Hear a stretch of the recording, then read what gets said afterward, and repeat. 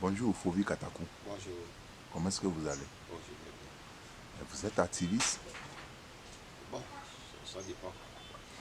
Ça dépend. Bon, moi, mon objectif, c'est de travailler pour avoir un environnement socio- socio-culturel-politique où chaque humain et chaque Togolais puisse s'épanouir. Donc, si ce combat, on le dit que c'est de l'activisme, bon, ça dépend de celui Ou qui bien le écoute. mot est trop grand pour vous? Bon, moi, l'essentiel pour moi, c'est de voir le Togo heureux. En 1960, le Togo était destiné à être l'ordre de l'humanité. Aujourd'hui, le Togo est devenu un virus en Afrique, surtout en Afrique de l'Ouest. C'est une honte pour moi. Et c'est mon devoir de se battre pour donner l'image là que le père fondateur du Togo a donné à notre cher le Togo. Mais malgré votre handicap, comment est-ce que vous avez pu arriver à s'engager dans la lutte? Bon, tout d'abord, quand les gens parlent de ça, je souris un peu parce que quoi? Dans la question de la lutte de l'organisation sociale, ce n'est pas une question de physique, c'est le mental, c'est la réflexion et c'est le cœur.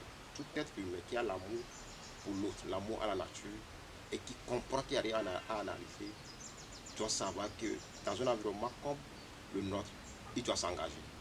Donc pour moi, ce n'est pas une question d'handicap ou ou de ne pas être handicapé, mais c'est l'amour que j'ai pour l'homme. Parce que je- quand on voit le Togo, les ressources que nous avons, quand je discute avec les autres, la qualité humaine que nous disposons, et voir ce que nous vivons au Togo, c'est honteux. Et par rapport à l'histoire des autres pays, quand on voit la Corée du Sud, c'est un pays de l'Asie, dans les années 1960, et par rapport à notre pays, aujourd'hui, c'est une honte pour moi en tant qu'un homme euh, de 2020 de ne pas se lever. Et j'ai l'obligation de me lever pour donner une image à notre pays, le Togo. Est-ce que vous faites une activité quand même? Oui, j'ai, en fait, j'ai une licence en sociologie, politique et communication. Je fais l'élevage de poules et de lapins. Je suis dans la vente. Et il faut dire que je suis encore avec les parents. Je vis dans la maison familiale, je ne lis pas. Donc, j'ai le temps de m'engager. Et comme je sais que je n'ai pas assez de ressources financières pour pouvoir lutter, je me violente pour pouvoir me nourrir mentalement pour mes activités de l'engagement, pour pouvoir donner un sens à la lutte. Parce que j'ai compris quelque chose. Et à un moment donné, il y a eu un désintéressement de l'engagement au niveau du Togo. Je me suis dit, si je m'engage, ça peut susciter quelque chose à mon frère qui a les deux pieds, les deux bras, que lui aussi peut s'engager, malgré les risques qui existent. Moi, je m'engage et toi. Donc, où est-ce que vous trouvez quand même vos moyens Et pour pouvoir subvenir à vos besoins? bon, À part des activités. à part mes activités, mes moyens, j'ai la famille qui est là, j'ai mes frères qui sont là, j'ai mon père qui est là. Bizarrement, ça peut paraître bizarre aux gens, des fois quand je vais sortir, je dis pas, papa, je dois sortir, j'ai besoin de l'argent, il me donne. Parce que depuis l'enfance, lui, il a confiance en moi, que pour pouvoir s'engager pour certaines choses, il est Mais là. tu n'as pas peur? Tu n'as Peur pas de, peur du régime en place? peur de quoi? Des gens qui sont incapables de faire plus de 80 ans sur Terre, je vais avoir peur d'eux. Il y a des a vécu combien d'années sur Terre? Le premier fils d'Yadima a vécu combien d'années? La fois dernière, Natchaba et moi, là, de 75 ans. Tout cela, puis 75 ans, je vais avoir peur d'eux. Non, impossible. Si c'est tout ce qu'ils font, ils peuvent acheter des années de plus pour leur vie. Je dois avoir peur d'eux. Ce qu'ils font ne font rien long dans leur village. Pour voir, ce sont des gens qui chaque jour sont obligés de prendre des médicaments. Donc si tout ce qu'ils font là, ils ne prennent plus de médicaments, ils ne tombent plus malades, ils ne vont plus mourir là. Là, je vais leur donner chapeau, je n'ai pas peur d'eux. Nous tous, on va mourir un jour, mais ce qui est important, qu'est-ce que nous allons laisser à nos enfants? C'est la chose la plus importante. Demain là, dans 3 ans là, qu'est-ce qu'on dira de Natchaba? Rien. Ok, bon, et quel est votre repas préféré? Mon repas préféré, c'est la pâte. La J'aime pâte avec quelle sauce? j'aime la pâte avec ABC, tout ça, demain quoi. Comme bon, nous sommes des garçons, ce qu'il faut faire rapidement pour manger, c'est ce que moi je n'ai pas tellement d'exigence, j'aime plus la pâte. Est-ce que toi-même tu arrives quand même à préparer ou bien à faire la cuisine? Et là, c'est ma mère m'a, depuis dès l'enfance, elle m'a empêché de faire ces activités-là. Donc, Je peux... C'est à cause de ton handicap? Bien. Oui, bon, pour lui, en le faisant, c'est comme si c'est une torture, c'est comme si on ne prend pas soin de moi. Donc, elle ne peut pas accepter que je vais pour préparer, mais je connais les minutes de préparation, je peux suivre quelqu'un pour dire, mais ça sur le feu, fais ça, fais ça, fais ça. Comme dans l'enfance, euh, j'organise les matchs de football pour mes amis, mes jeunes frères. Je ne peux pas jouer, mais je sais que quand je vais acheter un ballon, je peux leur organiser un match de football. Je ne peux pas courir, mais je sais que je peux organiser une course. Donc, tout ça, c'est le mental. Bon, et revenons à la question politique aujourd'hui. Quel est ton point de vue sur la situation politique actuelle au Togo? Euh, Mon point de vue sur la situation politique actuelle au Togo, je pense que les 30 ans de lutte pour un Togo libre, prospère, a eu un impact psychologique grave sur le mental des Togolais. Ce qui fait que, en analysant les uns et les autres, on a l'impression que la raison a disparu dans la sphère politique. Et ceci est dû à plusieurs causes. Il y a les erreurs des leaders politiques, il y a aussi la question de la culture politique. Parce que le problème aujourd'hui, c'est quoi? Dans les années 90, la conscience politique qui était là, aujourd'hui, on n'a pas les mêmes consciences politiques. Parce que aujourd'hui, plus de 80%, bien 95% de la population sont nés dans les années 80, 85, 90, 95, 2000, 2005. Et ces gens-là sont sans culture politique donnée. Or, dans une lutte, la force d'un peuple, c'est la jeunesse. Cette jeunesse est sans culture politique. Or, la lutte de la libération qu'on a menée, on n'a pas créé des éléments pour pouvoir nourrir la conscience politique des gens. Ce qui fait qu'aujourd'hui, on est en face d'une masse de la population qui est sans culture politique. Et au même moment, on est impatient, on ne veut pas construire. Parce que nous sommes dans une dictature. Et une dictature qui a pris l'habit de la démocratie. Parce que il y a l'institution, les structures de la démocratie, et vous dites qu'ils sont des démocrates. Non, nous sommes dans une dictature, et dans une dictature, il y a une question de comment il faut continuer par nourrir le sens de l'engagement des uns et des autres.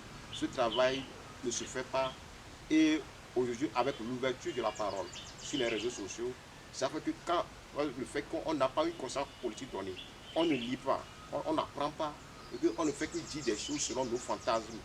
Or, nous sommes dans un domaine politique. La politique, c'est la science aussi qui prévaut. Il va falloir que les uns et les autres, pour pouvoir prouver quelque chose, nous devons aller s'inspirer, ni apprendre l'histoire des autres peuples qui ont vécu la dictature. Le Togo n'est pas le seul pays dans ce monde qui vit dans un environnement dictatorial. On a vu l'Égypte. Tout le monde connaît la force armée de Moubarak. Le Soudan aussi est là-bas. On a vu l'Algérie, le Burkina Faso. Tous ces pays, à un moment donné, ont pu arriver à faire partie de leur dictateur. Nous pouvons le faire, mais le blême au Togo est cette culture de, de la foi en un libérateur qui soit être un leader de parti politique ou bien un étranger, voilà, la CDA ou bien la France, ou un dieu qui est là. Or, quand on est dans une dictature, et on travaille pour amener le peuple à se libérer lui-même. Personne ne libère un peuple, c'est un peuple lui-même qui se libère. Quels sont les discours, les actes qu'il faut poser pour amener le peuple lui-même à s'approprier de la lutte? Parce que, exemple, quand on prend les différents cours socio-professionnels, les chauffeurs, les immédiats, les médecins, les enseignants, tout le monde a des revendications à faire, a des choses à demander. Si tout ce monde-là prenne conscience que dans leur domaine, ils peuvent quelque chose, et à un moment donné, nous tous, nous sortons comme un seul homme, je pense que nous allons avoir un résultat. Parce qu'au jour d'aujourd'hui, ce qui se passe, qui est grave, qui est quoi? Nous tous, nous avons besoin d'un système de santé de qualité. Or, qu'est-ce qu'on a? Quand on tombe malade aujourd'hui, qu'est-ce qu'on a? C'est le CHU Mutualiste ou bien le CHU universitaire. Et dans ces hôpitaux-là, on voit les matériaux qui sont là. On voit le manque de médecins qui est là. Quand quelqu'un fait une crise aujourd'hui dans sa maison, à minuit, est-ce que la personne peut trouver une ambulance oxygénée qui va venir la secourir? Non. Donc tout cela n'existe pas. Et en plus, ce qui est encore grave, Le programme éducatif que nous sommes en train d'apprendre au Togo, c'est un programme de 1800, de l'époque de Jules Ferry. Mais ça ne nous dit rien. Et les conditions dans lesquelles les enseignants enseignent les enfants sont déplorables. Tout cela doit nous interpeller. Nous devons sortir le débat d'accusation des leaders. Parce que là où nous sommes maintenant, c'est une question d'existence. C'est à la fin qu'un leader va émerger du peuple. Au jour d'aujourd'hui, nous n'avons que les responsables des groupes pro-démocratie. Donc chacun doit s'investir maintenant dans la lutte, doit s'approprier de la lutte, au péril de sa vie. Dans une dictature, un peuple gagne un dictateur quand le peuple est prêt à se sacrifier sa vie et sa liberté, son confort quotidien. Est-ce que vous voyez aujourd'hui que bon, le peuple togolais est prêt quand même à sacrifier sa vie pour une alternance? Les peuples de tous les temps ont toujours donné l'aspect de ne pas être prêt. La préparation, la culture du mental fort dépend des groupes, la minorité éclairée qui est là. On cultive le peuple à travers les discours et les actes. Le mal au Togo, je l'ai dit, et je le dis toujours, comment est-ce que nous sommes dans une dictature où il y aura la résistance? Comment est-ce qu'on peut dire les Togolais ont trop donné? Je viens de dire tout à l'heure que les Togolais qu'on a dans les années 90, ce ne sont pas encore les mêmes Togolais qu'on a. Aujourd'hui, les gens qu'on a sont sans conscience politique. Ces gens ont donné quoi? Les 80% des Togolais qui sont sans conscience ont donné quoi? Ça, c'est un. On récite sur les médias, les réseaux sociaux, les morts inutiles. On veut créer quoi dans la tête des gens? Aujourd'hui, nous tous, nous suivons les formations sur les coachings, sur les motivations psychologiques. Est-ce qu'avec le mot mort inutile, arrêter inutilement, les Togolais ont trop donné? L'idée corrompue, est-ce que ça peut donner la foi, la conviction à un Togolais de se lever lui-même et de risquer sa vie pour le Togo? C'est ça, ça dépend de nos discours, les actes que nous devons poser chaque jour. Le peuple israélien de la Bible est l'un des peuples les plus efféminés au monde, avant que Moïse ne se lève. Mais quand Moïse s'est levé avec ses discours, ce peuple efféminé est devenu un des peuples conquérants aujourd'hui que nous avons. Donc, je pense que le peuple togolais est créé parce que chacun a la souffrance dans ses plats. Chacun a la souffrance dans sa maison. Chacun a une fois eu un parent qui est tombé malade et qui est mort par manque de médicaments, par manque de soins, par manque de moyens. Donc, nous tous nous souffrons. Maintenant, quel discours il faut dire et comment montrer preuve d'audace? C'est ça qui me manque. Aujourd'hui, on parle de la Côte d'Ivoire, qui est là, et tout le monde dit que la classe politique ivoirienne a donné l'exemple à la classe politique togolaise. Je ris. En 2017, nous avons eu l'effet union conjoncturelle des leaders partis politiques de la société civile. Mais le problème chez nous, que faisons-nous quand ces unions-là sont là? Comment nous gérons ça? Et ce n'est pas seulement la question de la gestion de ces unions. Quand la répression du système tombe là, comment nous réagissons face à cette répression-là? On ne fait pas ce débat-là. Mais qu'est-ce qu'on fait? On tombe dans le débat d'accusation. Alors que nous savons que prochainement, il va y avoir encore une autre union et il va y avoir encore répression. Comment est-ce que nous allons travailler pour déconstruire la machine de répression du système? On ne travaille pas sur ça. On a eu Décon en 2012, Stink, on a dispersé les gens. En 2007, on a eu encore Stink, on a dispersé les gens. On va avoir encore le troisième Stink. Normalement, on doit commencer à réfléchir sur ça. Les prochains Stink là, comment on va s'organiser pour que les gens là ne puissent plus encore venir disperser? Une résistance de 3 jours. Et la capacité aux Togolais de sacrifier leur vie, si seulement si on peut avoir 100 Togolais capables de donner sa vie pour le Togo, les gens vont partir. Quand on voit la répression du système, c'est une répression stratégique pour pouvoir créer la peur à l'intérieur des Togolais. La dictature, c'est qu'il ne peut pas dépasser un certain degré de violence. Donc, au jour d'aujourd'hui, les gars là n'ont pas les moyens pour arrêter 5000 personnes. Ils ne peuvent pas tuer plus de 200 personnes en une seule journée. Il revient à nous de travailler à retourner cette répression contre eux. En Inde, Gandhi a fait quoi? Gandhi a amené les Indiens à accepter l'arrestation. Et en Amérique, Martin Luther King a formé les jeunes et les a amenés à accepter d'être frappés par les Blancs. Ils ont eu gain de cause. Ils arrivent à utiliser aussi la communication. Donc il revient à nous, les Togolais, de savoir ce que nous voulons. Mais aujourd'hui, est-ce que la société civile a sa place dans cette lutte? Oui, la question de la société civile, et si on prend la question aujourd'hui comme ça, on va fausser le débat. Quand on était à l'université en 2008, 2008, 2010, 2011, le débat était la société civile ne fait pas la politique. Vous n'avez pas le droit de s'ingérer dans la politique. Donc nous, Mbouke était un des mouvements. Normalement, la société civile a plus de poids, plus que Oui, les partis politiques. normalement. Et les gens aiment avoir des sociétés civiles pro-système, c'est-à-dire les zones de l'association qui sont dans un jeu de, que je dis, il veut trouver un corps malade, on lui donne du fortifiant pour soi-disant le corps va être guéri. Parce que ce que les associations, les jeunes font, c'est du fortifiant. On a un problème étatique, d'organisation d'un État. Et c'est là où il faut trouver. C'est pourquoi la société civile, quand la politique ne va pas bien, la société civile doit intervenir. Le problème au niveau de la société civile, c'est que la plupart des organisations de la société civile sont nées en 2017. Mbouke est l'un des rares mouvements à s'engager activement sur le plan socio-politico-culturel au Togo. Mais les autres sont nés en 2017. Et le problème qu'on a aussi, il y a un problème de ressources humaines, de qualité. C'est-à-dire, quand on est société civile, on est appelé à utiliser la méthode de la lutte non violente. Donc cette méthode demande de certaines connaissances. Tu dois apprendre, tu dois connaître certaines choses. Et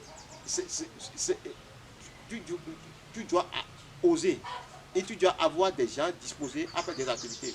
Or, beaucoup de gens ne sont pas disposés à s'engager dans la société civile. Donc je pense que la société civile engagée, aujourd'hui, il y a encore du travail à faire. Mais on ne peut pas jeter les accusés de trop. Parce que ce qui a encore fait mal au Togo, c'est quoi? On a remis notre destin dans la main des politiques. On nous a mis une dictature. C'est-à-dire que tout le monde pensait que ce sont les politiques, qu'eux, ils ont une science infuse de nous libérer. Or, nous tous, nous sommes dans une dictature. Et ils ne peuvent faire que ce qu'ils sont en train de faire. Ce qu'ils sont en train de faire. Quand on voit, par exemple, je donne toujours l'exemple de l'apartheid au niveau de la Sud-Afrique. Quand on rentre réellement dans la lutte, ceux qui ont lutté, les Mandela ont donné. Mais ce sont les mouvements syndicaux, les mouvements des femmes, les mouvements des jeunes. Ce sont tous ces mouvements-là qui ont travaillé pour maintenir la pression dans les townships, pour donner une force à la société civile là-bas. Donc au Togo, je pense que on a beaucoup de mouvements, beaucoup d'associations qui ont peur de s'engager. Il va falloir que nous arrivons à réexpliquer certains concepts pour que les gens puissent comprendre qu'on a un problème commun et qu'il est temps que nous tous nous engageons. Les religieux, les associations des jeunes, les sportifs, tout le monde doit s'impliquer, les syndicats, nous tous, nous devons s'engager. La société civile, et il faudrait que les Togolais comprennent une chose, la société civile, ce n'est pas un groupe de personnes. C'est toi, c'est moi, c'est nous tous. Un quatrième mandat de Faure Gnassingbé et la nomination de Victoire Tomenga Dogbe à la primature. Le candidat de la DMK, Guillaume Kodjo, continue sa contestation, la contestation de sa victoire depuis son maquis. Est-ce qu'il peut faire l'affaire quand même? La contestation, un quatrième mandat pour moi c'est un non-événement. Parce que nous sommes dans une lutte de résistance. Mais vous êtes toujours au Togo, vous êtes Togolais, vous êtes au Togo. Ce sont des usurpateurs. Ils ont pris le pouvoir par la force. Nous voulons leur départ. Nous voulons mettre fin par la force comment? Par les armes. On a vu les élections, le bourrage d'une. On a vu le déploiement de leurs militaires dans tout le camp européen de Lomé. On a vu en 2016 ce qu'ils ont fait. Tout ce qu'ils ont fait là, ce n'est pas une élection. Ce n'est qu'un simulacre d'élection. Ce n'est qu'une fabrication de chiffres pour imposer Faure Gnassingbé. Donc, son gouvernement, on n'a rien à faire avec ça. Parce que les gens qui ont déjà fait 12 ans, 13 ans, 15 ans, qu'est-ce qu'ils vont encore prouver aux Togolais? C'est encore une distribution d'argent. Et cette décoration de femmes là, c'est pour faire un clin d'œil aux institutions internationales pour dire que bon, nous on est dans ce truc de genre. C'est ce qu'on appelle en politique les femmes à l'ébis politique. Donc on s'en fout de ça. Au jour d'aujourd'hui, c'est les Togolais qui veulent manger. C'est les Togolais qui veulent se soigner, qui veulent des programmes éducatifs adéquats. Ce sont les jeunes filles, les jeunes garçons qui ne fréquentent pas, qui veulent des formations pratiques et qui veulent vivre. Ce sont des gens qui vendent, qui veulent avoir du pouvoir d'achat. Et tout ça pour l'avoir, on doit mettre fin à la dictature. Parce que le développement et la dictature sont deux choses qui ne vont pas ensemble. Ok, bon, et quel est votre mot de fin pour cet entretien? Mon mot de fin pour cet entretien, je nous interpelle tous. Et on a fait 30 ans de lutte. Et avec l'élection du 22 février, quels sont ce qu'on dit? L'élection devait assortir une chose, qui est quoi? Quels sont les leaders qui seront en tête? Le dictateur va nous amener à le haïr. Le problème, tout ce n'est pas un problème de leader, de parti politique. C'est une philosophie de pouvoir qui veut se conserver. Et là, la question de leader mal nécessaire qu'on a utilisé, il faut comprendre cette logique. Déjà en 2016, j'ai écrit sur ça, qu'il va y arriver un moment où il y aura question de un leader mal nécessaire qui sera issu du système ou bien d'un baron et les leaders de la liberté ou bien un homme de la diaspora. Et quand on va vouloir faire une guerre entre les choses là, ça va créer la résignation. Et avec l'élection du 22 février, on doit tirer une leçon. Comme quoi, on n'a pas besoin de s'attaquer à l'autre et à sa méthode avant de faire pour soi. Si l'autre, nous sommes dans une dictature, et la dictature, c'est cantonné, c'est tout un système. Chacun peut prendre sa partie avec sa force et moyens et travailler et détruire la dictature là-bas. Je n'ai pas besoin de venir sur les médias, les réseaux sociaux, insulter l'autre, dénigrer l'autre avant de dire ce que je peux faire. Nous tous allons remobiliser tout le monde. Préparons le mental. Au moment opportun, nous devons sortir partir au même moment. Et il va falloir que nous réfléchissions sur les prochains mouvements que nous allons faire. Parce qu'on ne va pas sortir et quand un quartier seulement est en mouvement, les autres quartiers vont dormir. On voit en Côte d'Ivoire, c'est tous les quartiers, les jeunes de tous les quartiers qui sortent. Le travail là nous incombe. Nous devons aller dans les quartiers, travailler au niveau des jeunes. Tous les quartiers de Lomé doivent être debout. S'il faut descendre les gens de l'intérieur pour venir à Lomé, nous devons penser à ça. Parce que bientôt, nous serons encore dans les rues pour exiger nos droits socio-économiques. Ok, Fovi Katako, je vous remercie. Merci.